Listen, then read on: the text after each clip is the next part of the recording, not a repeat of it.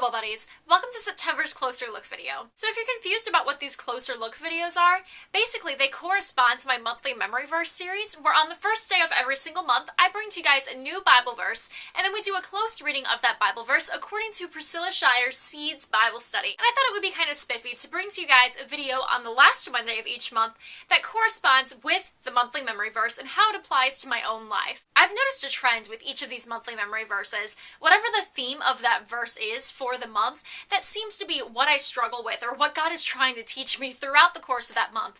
And you think I would learn after 9 months of doing this whole monthly memory verse series with you guys, but I am blindsided by it every single month. And this month was no exception. But the monthly memory verse for September came from Romans 12:2 NLT translation, and it said, "Don't copy the behaviors and customs of this world, but let God transform you into a new person by changing the way you think. Then you will learn to know God's will for you, which is good and pleasing and perfect." So I always really like the first part of this Bible verse because I can relate to it. I've always considered myself a bit of a nonconformist, not in one of those intentional I'm a nonconformist ways, where I try to stand out because that's what's cool to do, which in turn makes you blend in with everybody else and then you're no longer a nonconformist. But that's a bit of a paradox, actually. But anyway, just the way that I live my life and the way that I do things is a bit unconventional. I grew up with my grandparents for the first 8 years of my life, and while other children were being shushed whenever they were inside of the house and were being quieted down for not having an indoor voice, I had to talk louder because I lived with my grandparents and they didn't hear as well as us young hip people do. And I did theater for 10 years in my life, and so I learned how to project my voice, and consequently I have a naturally loud voice, and it's always been difficult for me to know how loud I'm talking, and that makes me talk louder than the average person. And I mean, I've always been different in the way that I dress. I was allowed to dress myself as a little kid, so I've always picked out some pretty quirky things. I've always been the kind of person that kind of marched to her own beat, and I didn't think that there was anything wrong with that. I used to take pride in how different I was. I'd listen to music that no one else ever heard of, and I'd watch movies from other countries, and I was like the indie hipster kid before indie hipster kids were a trend. As I get older, I'm discovering that it's not so much that I want to blend in, it's more that I can't relate to people. There's an experience that happened to me this past weekend. I was hanging out with a lot of friends. I was in a friend's wedding, and it was a lot of friends who were my own age, who I went to elementary school and high school with. I really struggled to relate to people my own age because I've always acted and dressed and talked a lot younger than I actually am. I relate really great to middle schoolers and high schoolers and elementary schoolers, but when it comes to people who are my own age, I struggle. I stutter. I get self-conscious. I get embarrassed by what I'm saying because I was bullied in school, and I was always afraid of being myself around those people, and consequently, I guess because I was bullied, it made me just afraid to talk to people my own age. I don't know what the issue is, but I really struggled at this wedding because I was forced out of my comfort zone, and it was a really difficult experience for me because I just noticed how out of place I felt. I noticed how awkward I felt, and I became so self-conscious and so self-focused, and I beat myself up because I just felt like everybody thought I was weird. Have you ever felt that way? I mean, it happens to me occasionally where I do something that I don't necessarily think is weird, but that other people don't do, and then I get these looks like, what are you doing? It's situations like that where I can't read other people or I can't read the situation. I struggle understanding the dynamic of people around me. I struggle relating to people. I struggle with small talk. It's tough because I always took this verse to the extreme, saying, I'm not supposed to relate to the world in any sort of way. I'm supposed to be completely different than everybody else. But in being completely different, I feel obnoxious. The reason I'm sharing this video with you all is not so you feel sorry for me, and not so I get some sort of pity thing like, oh, you're not different at all, we love you, nothing like that. But I'm sharing this because I know that I'm probably not the only one who feels this way. I mean, after that wedding last weekend, I drove home and I sobbed and I sobbed and I sobbed because I was just like, why can't I relate to people? Why am I so self-conscious about how I am around other people? Why do I feel so out of place? And it just hit me. It's like, Jesus probably felt this way. I mean, he was perfect, and he lived in a world full of sinners. I just remember the experience in the Bible where Jesus was about to be crucified, and he asked his disciples, he's like, please pray for me. I'm in agony. I'm distraught. I need you to stay awake and pray. And they kept falling asleep. I mean, how disappointed Jesus must have felt to think, here are my closest friends and they can't even honor the simple requests that I ask them. Or I mean, when Jesus would tell stories and say, you know, I am going to die, and his disciples didn't understand, that's kind of how I felt. I feel so at odds with the world sometimes.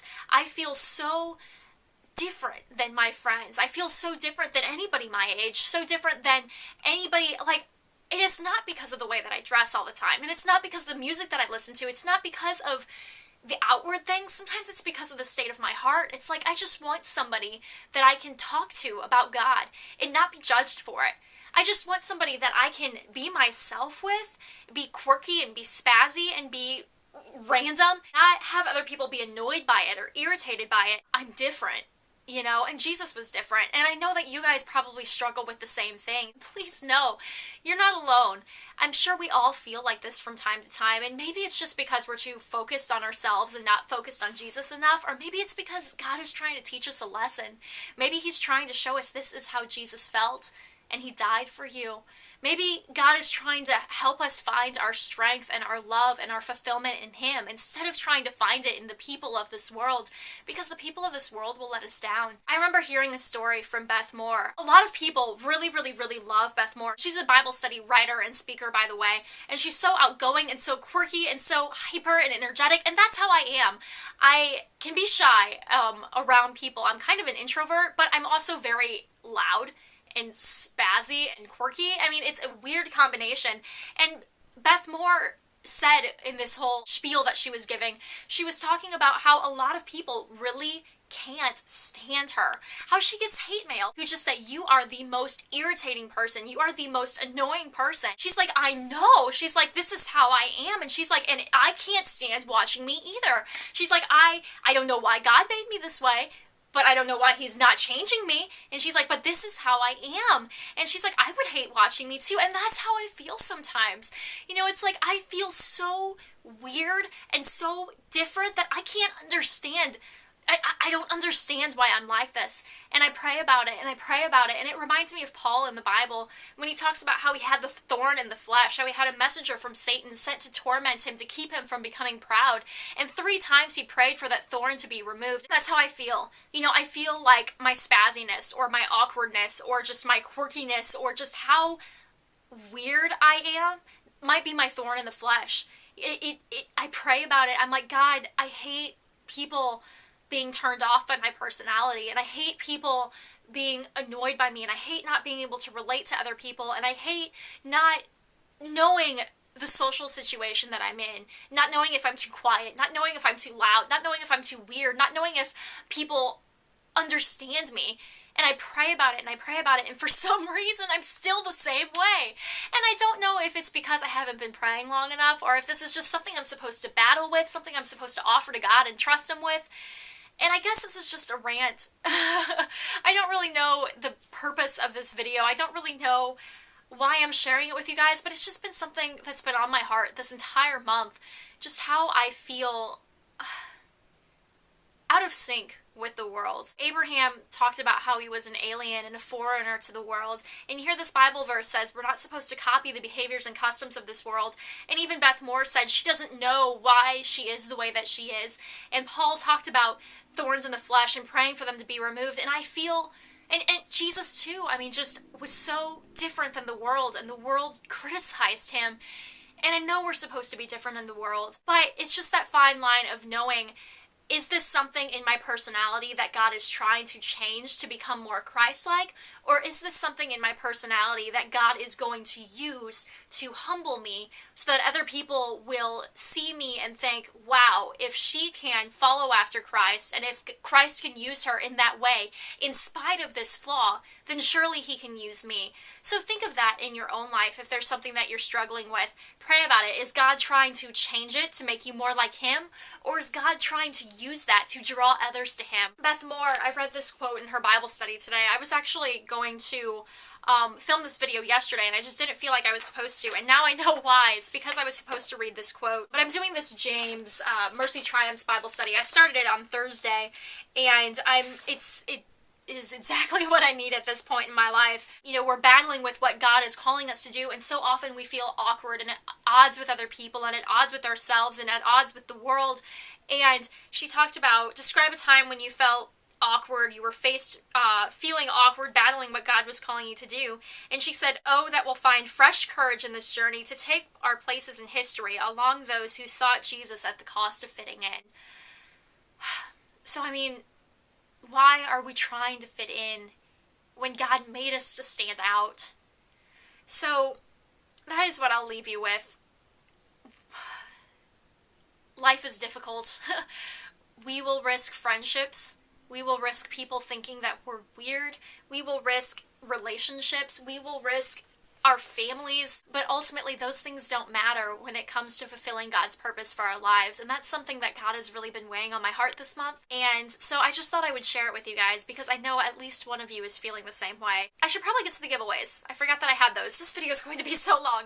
Anyway, last month I had some giveaways for this Her Becoming a Proverbs 31 girl. I had one on Facebook, one on Twitter, and one on YouTube, and actually I'm going to give away 4 of these books because the giveaway from the previous video I never heard back from the winners. So I'm going to give away their book as well. And I mean, if you were the winner of that previous giveaway, feel free to contact me because, one, I would like to give you a book, and I have plenty of these books that I need to give away. So what I'm going to do with this giveaway is change it up a little bit. I didn't have anybody reply on Twitter. Maybe I just don't know how to use Twitter right, and people replied and I couldn't find it. But I'm going to switch it up a little bit and have 2 giveaways on YouTube and 2 giveaways on Facebook. So here are the 2 winners of the Facebook giveaway. And here are the 2 winners of the YouTube giveaway. So, if you were one of the 4 people that won the Her Becoming a Proverbs 31 girl book, then send me a Facebook message or a YouTube message with your address, and I will send these books out to you as soon as I possibly can. Congratulations on winning. Thank you guys so much for watching this video, and I will see you all very soon. Ciao.